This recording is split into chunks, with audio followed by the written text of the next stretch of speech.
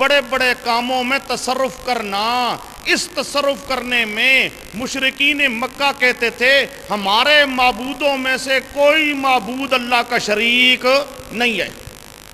وہ کہتے تھے اس میں اللہ کیا ہے؟ اکیلا ہے، بڑے بڑے کام کرنے والا اللہ اکیلا ہے، ہمارے معبود بھی یہ بڑے بڑے کام کر سکنے والے نہیں ہیں، نہ ذاتی طور پہ کر سکتے ہیں نہ عطائی طور پہ کر سکتے ہیں۔ اللہ تعالیٰ کی وہ توحید بڑے بڑے کاموں میں مانتے تھے، بڑے بڑے کاموں کے تصرف کرنے میں، تدبیر کرنے میں اللہ تعالیٰ کو وحدہ لا شریک کہتے تھے، اور اپنے معبودوں کو کہتے تھے ہمارے معبود بالکل بے بس ہیں، ان کی کوئی طاقت نہیں، ان کا کوئی اختیار نہیں، وہ اس بڑے کاموں میں کوئی تصرف کرنے کی طاقت نہیں رکھتے۔ اب اس کے لیے ماخذ کس چیز کے لیے؟ بڑے بڑے کاموں کی تدبیر کرنے میں مشرکین مکہ بھی توحید کو مانتے تھے، اپنے معبودوں کو اللہ کا شریک نہیں بناتے تھے۔ اس کے لیے آئیے ماخذ، شاہ ولی اللہ صاحب لکھتے ہیں والمشرکون وافقوا المسلمین فی تدبیر الامور العظام، والمشرکون وافقوا المسلمین، مشرک بھی مسلمانوں کے موافق عقیدہ رکھتے ہیں، فی تدبیر الامور العظام، بڑے بڑے کاموں کی تدبیر کرنے میں۔ جس طرح مسلمان کہتے ہیں کہ بڑے بڑے کاموں کی تدبیر کرنے میں اللہ اکیلا ہے، اسی طرح مشرک بھی مانتے تھے کہ بڑے بڑے کاموں کی تدبیر کرنے میں اللہ اکیلا ہے۔ یہ حجت اللہ البالغہ صفحہ 120 جلد 1 یا صفحہ 59 جلد 1۔ اسی طرح دوسرا ماخذ ہے، وہ بھی شاہ ولی اللہ صاحب کی عبارت ہے، لکھتی ہیں این مشرکان در خلق جواہر و تدبیر امور عظام ہیچ یک را شریک نمی دانستند۔ الفوز الکبیر صفحہ 4۔ این مشرکان، یہ مشرکین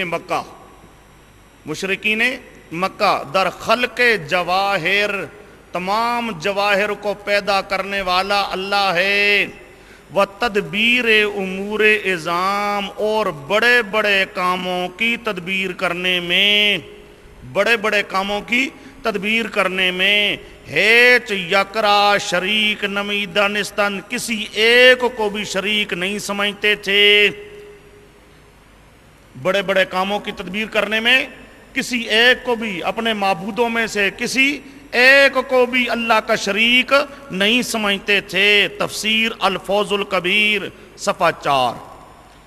اب یہ آپ کے سامنے ماخذ آیا اس بات کا کہ بڑے بڑے کاموں کی تدبیر کرنے میں مشرکین مکہ توحید کو مانتے تھے، شرک کے قائل نہیں تھے، شرک کے قائل نہیں تھے۔ اب ہم نے قرآن پاک سے اس پر شواہد پیش کرنے ہیں کہ واقعتاً یہ بات درست ہے کہ وہ بڑے بڑے کاموں کی تدبیر کرنے میں اللہ تعالیٰ کی توحید کو مانتے تھے، اور اپنے معبودوں میں سے کسی معبود کو اللہ کا شریک نہیں مانتے تھے بڑے بڑے کاموں کی تدبیر کرنے میں۔ آیا قرآن پاک اس کی شہادت دیتا ہے؟ تو آئیے اب شاہد نمبر 1، اب ہم نے قرآن پاک سے شواہد لینے ہیں۔ اب یہ شواہد کس چیز پر آ رہی ہیں کہ بڑے بڑے کاموں کی تدبیر کرنے میں مشرکین مکہ بھی شرک کے قائل نہیں تھے بلکہ توحید کو مانتے تھے۔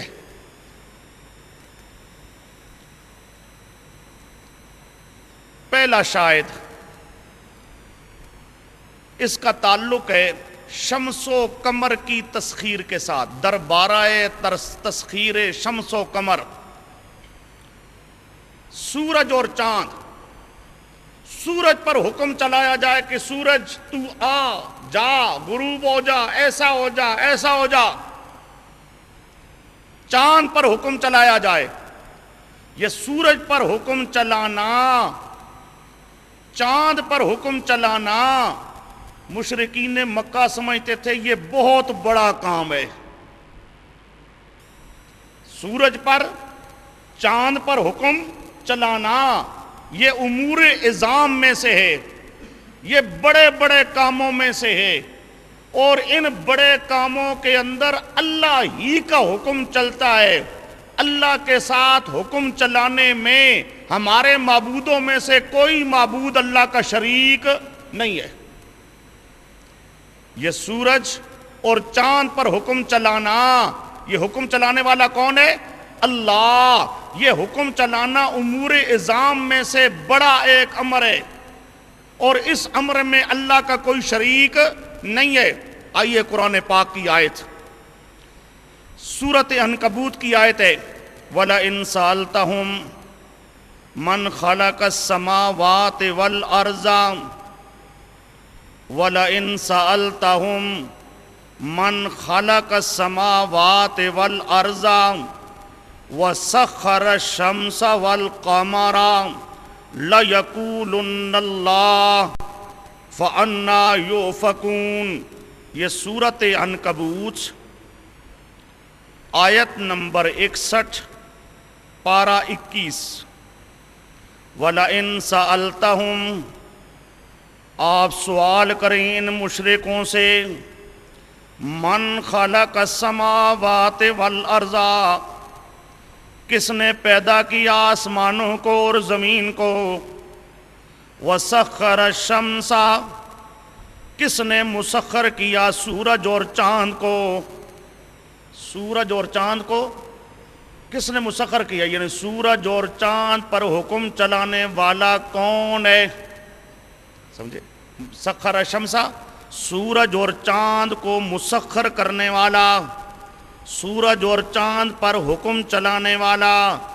آپ پوچھیں ان سے کہ کون ہے، تو لَيَقُولُنَّ، وہ مکہ کا کافر جواب دے گا۔ کیا جواب دے گا؟ کہ سورج اور چاند پر حکم چلانے والا، سورج اور چاند میں تصرف کرنے والا کون ہے؟ لَيَقُولُنَّ، وہ کہیں گے اللہ۔ کیا کہیں گے؟ یہ سورج اور چاند پر حکم چلانا، سورج اور چاند میں تصرف کرنا، سورج اور چاند کی تدبیریں کرنا، سمجھے؟ یہ بڑا کام ہے۔ پوچھا جائے یہ تدبیریں کرنے والا، ان پر حکم چلانے والا کون ہے، تو مکہ کا کافر بھی مانتا تھا کہ لَيَقُولُنَّ اللَّهُ، یہ کام کرنے والا کون ہے؟ اللہ۔ کون ہے؟ اگر ان کا عقیدہ ہوتا جی اللہ بھی یہ کام کرتا ہے، اور ہمارے معبود کون؟ لات، عزا، ہبل، جو انہوں نے اپنے معبود بنائے ہوئے تھے، اگر وہ اپنے معبودوں کے لیے قائل ہوتے تو وہ کیا کہتے؟ لَيَقُولُنَّ اللَّهُ وَاللَّاتُ وَالْعُزَّىٰ وَهُبَلْ، یوں کہتے ہیں اللہ بھی یہ کام کرتا ہے، ہمارے معبود بھی یہ کام کر سکتے ہیں۔ لیکن قرآن پاک کیا کہتا ہے؟ وہ کیا جواب دیں گے؟ وہ یہ نہیں کہیں گے کہ ہمارے معبود جو پیر فقیر ہیں وہ یہ کام کر سکتی ہیں، سورج کو روک سکتی ہیں، چاند کو روک سکتی ہیں، چاند سے باتیں کر سکتی ہیں، سورج سے باتیں کر سکتی ہیں، سورج جب تک ان کو سلام نہ کرے اس وقت تک سورج طلوع نہیں کرتا، وہ کبھی آ نہیں سکتا۔ یوں اگر ان کا عقیدہ ہوتا تو وہ یہ کہتے اللہ بھی یہ کام کرتا ہے تو ہمارے معبود بھی کرتے ہیں، یا وہ کہتے لَيَقُولُنَّ اللَّهُ ذَاتًا وَاللَّاتُ وَالْعُزَّىٰ عَطَاءً، ذاتی طور پہ تو یہ کام کرنے والا اللہ ہے، تو عطائی طور پہ ہمارے پیر فقیر، ہمارے معبود یہ کام کرنے والے ہیں۔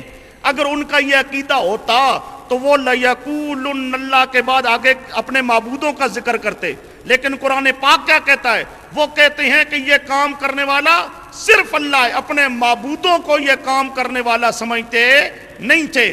اس میں وہ اللہ کی توحید کو مانتے تھے۔ وہ کہتے تھے سورج اور چاند پر حکم چلانا یہ اللہ ہی کا کام ہے، ہمارے معبود یہ کام کر سکتے نہیں ہیں۔ اب یہ سورۃ عنکبوت، فَأَنَّا يُؤْفَكُونَ، پس کہاں سے یوفکون پھیر دیے جاتے ہیں وہ۔ اب اس آیت کریمہ کا معنی کیا ہے؟ نیچے آپ کے پاس لکھا ہے فہم سلف، فہم سلف، ذرا پڑھیے اسے۔ یہ علامہ سید محمود آلوسی حنفی تفسیر روح المعانی میں لکھتے ہیں، اے اذا کان الامر کذالک، اذا کان الامر کذالک فکیف یصرفون عن الاقرار بتفردہ عز وجل فی الالوہیت ما اقرارہم بتفردہ فیما ذکر من الخلق والتسخیر۔ روح المعانی صفحہ 11 جلد نمبر 21۔